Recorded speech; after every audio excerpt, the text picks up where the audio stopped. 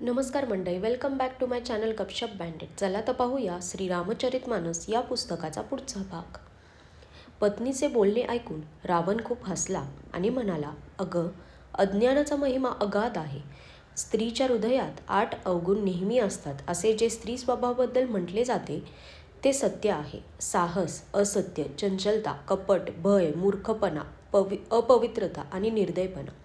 तू शत्रूच्या विराट रूपाचे वर्णन केलेस आणि मला मोठे भय दाखवलेस. हे प्रिये, हे सर्व चराचर विश्व स्वभावता माझ्याच अधीन आहे. तुझ्यामुळे मला हे आता समजले. हे प्रिये, तुझे चातुर्य मला समजले. तू या निमित्ताने माझ्या प्रभुतेचे वर्णन करीत आहेस. हे मृगनयने, तुझे बोलणे गूढ आहे, समजून आल्यावर सुखद आहे आणि ऐकल्यावर भयमुक्त करणारे आहे. मग मंदोदरीला मनातून खात्री पटली की कालवश झाल्यामुळे पतीला बुद्धिभ्रम झाला आहे. रावण अशा प्रकारे अज्ञानामुळे अनेक विनोद करीत असताना सकाळ झाली. तेव्हा मूलतः निर्भय व घमेंडीने आंधळा झालेला रावण सभेत गेला. मेघ जरी अमृतासारखी वर्षा करतात तरी वेद काही फुलत फळत नाहीत. त्याचप्रमाणे ब्रह्मदेवासारखा ज्ञानी गुरु जरी भेटला तरी मूर्खाच्या हृदयात ज्ञानाचा प्रकाश पडत नाही. इकडे सुवेळ पर्वतावर प्रातःकाळी श्री रघुनाथ जागे झाले आणि त्यांनी सर्व मंत्र्यांना बोलावून सल्ला विचारला की लवकर सांगा की आता कोणती गोष्ट करायला हवी. जामवान श्रीरामांच्या चरणी मस्तक ठेवून म्हणाला, हे सर्वज्ञ, हे सर्वांच्या हृदयात वसणारे, हे बुद्धी, बल, तेज, धर्म आणि गुणांची खाण असलेले प्रभू, ऐका. मी आपल्या बुद्धीप्रमाणे सल्ला देतो की बालीकुमार अंगदाला दूत म्हणून पाठवावे. हा चांगला सल्ला सर्वांना पटला. कृपानिधान श्रीरामांनी अंगदाला सांगितले, हे बल, बुद्धी व गुणांचे धाम असलेल्या बालीपुत्रा, बाळा, तू माझ्या कामासाठी लंकेला जा. तुला जास्त काय सांगू, तू अतिशय चतुर आहेस हे मला माहीत आहे. शत्रूशी अशी बोलणी कर की आपले काम होईल आणि त्याचेही कल्याण होईल. प्रभूंची आज्ञा शिरसावंद्य मानून आणि त्यांच्या चरणी वंदन करून अंगद उठला. तो म्हणाला, हे भगवान श्रीराम, तुम्ही ज्याच्यावर कृपा करता तो गुणांचा समुद्र बनतो. स्वामींची सर्व कामे स्वतःच सिद्ध आहेत. मला आपल्या कामासाठी पाठवित आहात हा मला प्रभूंनी दिलेला आदर आहे. या विचाराने युवराज अंगद मनातून आनंदित झाला आणि त्याचे शरीर पुलकित झाले. प्रभूंच्या चरणांना वंदन करून व भगवंताची प्रभुता मनात बाळगून अंगद सर्वांना नमस्कार करून निघाला. प्रभूंचा प्रताप हृदयात असलेला रणझुंजार वीर बालीपुत्र मुळातच निर्भय होता. लंकेत प्रवेश करताच त्याला रावणाचा पुत्र भेटला. तो खेळत होता. एकाएकी त्यांच्यात भांडण सुरू झाले. दोघेही अतुलनीय बलवान होते आणि दोघेही तरुण होते. त्याने अंगदाला मारण्यास लाथ उगारली तेव्हा अंगदाने त्याच्या पायाला धरून त्याला गरागरा फिरवले आणि जमिनीवर आदळले. राक्षसांचे समूह त्या बलवान योद्ध्यास पाहून जिकडे तिकडे पळून गेले. भीतीपोटी ओरडूही शकले नाहीत. कुणीही दुसऱ्याला खरी गोष्ट सांगत नव्हता. त्या रावणपुत्राचा वध झाला असे पाहून सर्वजण गप्प होते.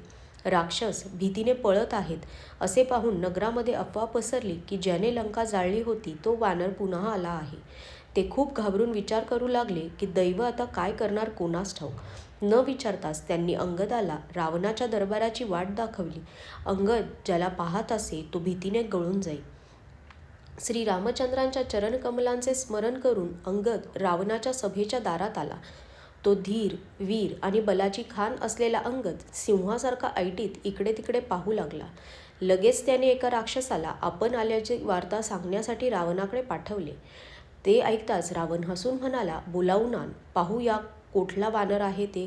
आज्ञा होताच बरेच दूत धावले व वानरांमध्ये हत्तीसारखा असलेला अंगद बोलावून घेऊन आले. बसलेल्या रावणाला पाहून अंगदाला वाटले जणू एखादा काजळाचा सजीव डोंगर असावा. त्याच्या भुजा वृक्षांप्रमाणे आणि शिर पर्वताच्या शिखराप्रमाणे होते. रोमावली जणू पुष्कळशा वेलींप्रमाणे होत्या. तोंड, नाक, डोळे आणि कान हे पर्वताच्या गुहा व भगदाडासारखे होते. अत्यंत बलवान, बहादूर वीर अंगद सभेमध्ये गेला. त्याच्या मनात जरासुद्धा भीती नव्हती. अंगदाला पाहताच सर्व सभासद उठून उभे राहिले. हे पाहून रावणाला फार राग आला. ज्याप्रमाणे मस्त झालेल्या हत्तींच्या कळपात सिंह निशंकपणे चालत जातो त्याप्रमाणे श्रीरामांच्या प्रतापाचे मनात स्मरण करून तो निर्भयपणे नमस्कार करून सभेत बसला. रावण म्हणाला, अरे वानरा, तू कोण आहेस? अंगद म्हणाला, हे दशग्रीवा, मी श्री रघुवीरांचा दूत आहे. माझ्या पित्याची व तुमची मैत्री होती. म्हणून हे बंधू, मी तुमच्या भल्यासाठी आलो आहे. तुमचे कुल उत्तम आहे. तुम्ही पुलस्त्य ऋषींचे नातू आहात. तुम्ही शिव व ब्रह्मदेवांची अनेक प्रकारे पूजा केली. त्यांच्याकडून वर मिळवून सर्व कार्य सिद्ध केली आहेत. लोकपालांना आणि सर्व राजांना तुम्ही जिंकून घेतले आहे. राजमदामुळे किंवा मोहामुळे तुम्ही जगज्जननी सीतेला हरण करून आणले आहे. आता तुम्ही माझे हिताचे सांगणे ऐका. त्यामुळे श्रीराम तुमचे सर्व अपराध क्षमा करतील. दाती तृण धरा, म्हणजेच गायीप्रमाणे दीन होऊन जा.